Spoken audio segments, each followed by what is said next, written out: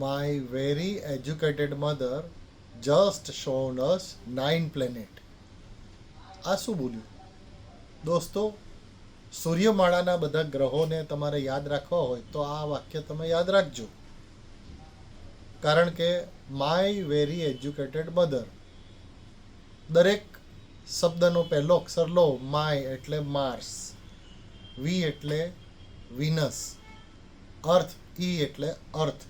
એમ કરતાં કરતાં દરેક વાક્ય, આખા સંપૂર્ણ વાક્યના દરેક શબ્દનો પહેલો અક્ષર તમે લેશો તો દરેક ગ્રહોના નામ એમાં આવે છે. ગ્રહોની સિક્વન્સ યાદ રાખવા માટે આ વાક્ય તમે યાદ રાખશો તો પરીક્ષામાં તમને પ્રશ્ન પૂછાશે, એનો જવાબ આપી શકશો. પણ આ મોડલ સૂર્યમાળાનું છે.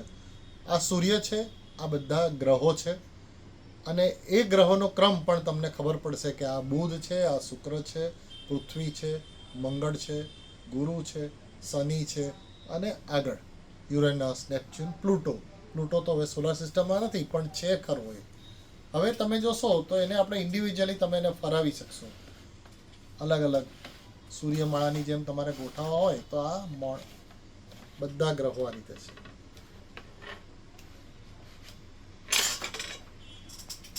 અને એ એસેમ્બલ કરવી પણ ખૂબ જ સરળ છે કે દરેકના તમે જોશો સ્લોટ, એ સ્લોટમાં તમે એને ભરાવી દેશો તો એ પ્રોજેક્ટ આખો એ રીતે કામ કરતો થઈ જશે.